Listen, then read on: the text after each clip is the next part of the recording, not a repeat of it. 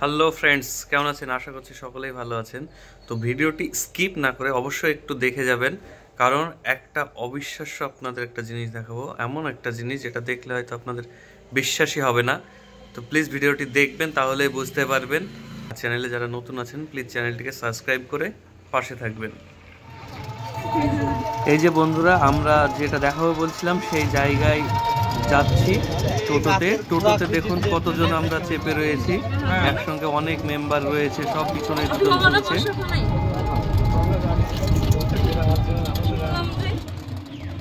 Hello guys, हम लोग पहुंच गए हैं यहाँ पर जंगल पे मंगल करने आए हैं। देखते हैं कैसे मंगल होता है। তো এটাই সেই জায়গাটা, সামনে দেখছেন একটা নদী মনে হচ্ছে, কিন্তু এটা বড় বিল, নদীর মতোই প্রায়। আর এই যে সেই বট গাছটা যেটা অবিশ্বাস্য বলছিলাম, এটা বেশ কয়েক বিঘা জমির ওপরে একটাই গাছ। আপনাদেরকে পুরোটা দেখাই, তাহলে বুঝতে পারবেন কত বড় এরিয়াটা নিয়ে এই গাছটা রয়েছে। আর এই গাছটা 5টা 10টা এরকম কোনো গাছ নয়, এটা শুধুমাত্র একটাই গাছ। আর আপনাদেরকে বলতে হবে এই গাছটার মেন গোড়া কোনটা, আপনাদের দেখা যাক, আপনাদেরকে পুরো গোড়াটা দেখাই, তাহলে দেখি আপনারা বুঝতে পারেন কিনা মেন গোড়া কোনটা। তারপরে আমিও দেখাচ্ছি আপনাদের আসল গাছ কোথায় থেকে উৎপত্তি হয়েছিল। আর এই গাছের পিছনে রয়েছে আপনার প্রচুর কাহিনী, সেই কারণে গাছটা আজ এত পরিমাণে বড় হয়ে গেছে। কারণ গাছটা যেই কাটতে যায় তারই ক্ষতি হয়, সেই কারণে কেউ গাছটা কাটতে পারে না। তার গাছ থেকে ওই ডালপালা নেমে আরও গাছটা আস্তে আস্তে বড় হয়ে যাচ্ছে। আশেপাশে যত জমি জায়গা আছে সব দখল করে নিচ্ছে, মানুষ পারছেও না কাটতে।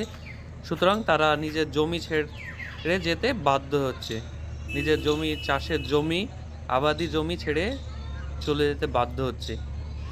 দেখুন কত বড়, এটা তো কিছুই না, পুরো চারি সাইডে একদম এইভাবে গাছটা ছড়িয়ে রয়েছে কয়েক বিঘা জমির উপরে।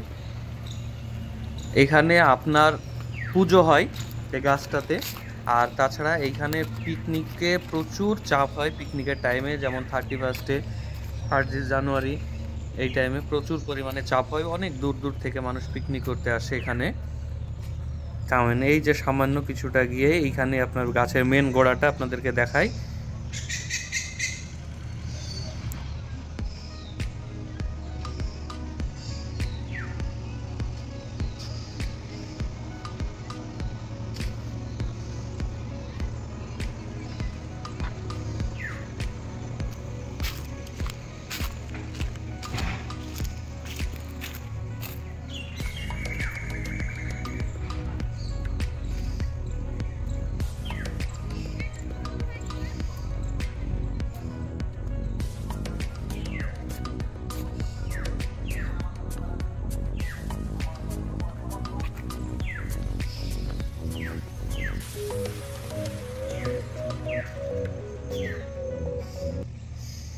প্রথমে তো আমরাই বুঝতে পারছিলাম না, এইটা সব থেকে মোটা, অনেকগুলো গাছ রয়েছে, সেই ক্ষেত্রে আমরা ভেবেছিলাম এটাই মেন গোড়া।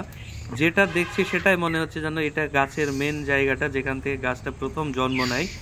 কিন্তু সব ধারণাগুলোই আমাদের ভুল গেল।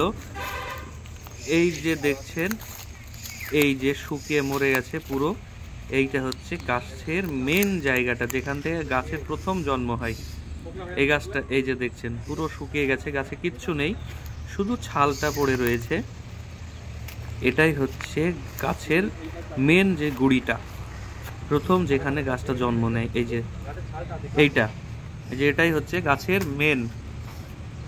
কিচ্ছু নেই, শুধুমাত্র গাছের ছালগুলো রয়েছে, কাঠ ভিতরের কিছু নেই, পুরো পচে নষ্ট হয়ে গেছে, কোনো রকম অস্তিত্বই নেই, শুধু ছালগুলোর জন্যই গাছটা বোঝা যাচ্ছে যে এটাই মেন গোড়া।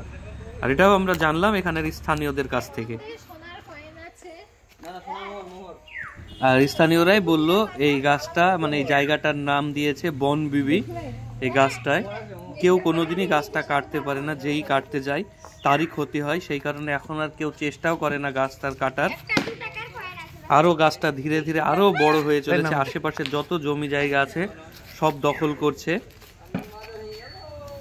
আশা করি এইভাবে চলতেই থাকলে আরো পুরো এরিয়া নিয়ে নেবে, কিছুটাই থাকবে না।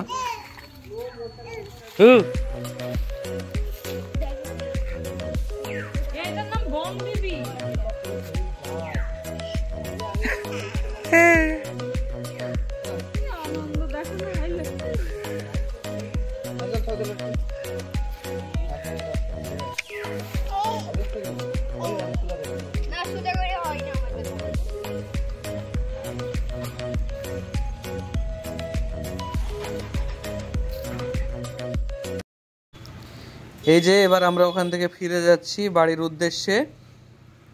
এই যে দেখছেন সেই বিলটা, যে বিলটা নৌকোতেই পারাপার হতে হয়।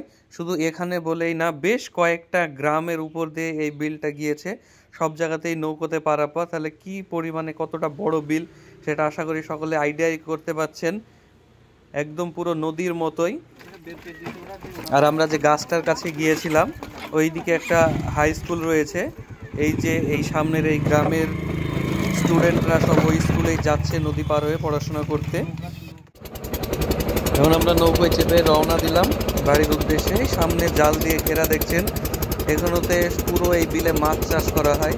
এই সাইডেও জাল দিয়ে ঘেরা, ওই যে দূরে পুরো জাল দিয়ে ঘেরা, এইসব পুরো সেপারেট সেপারেট জাল দিয়ে ঘিরে রেখেছে। এগুলোতে পুরো মাছ চাষ করা হয়, এখান থেকে অনেক দূরে দূরে মাছ চালান যায় সব।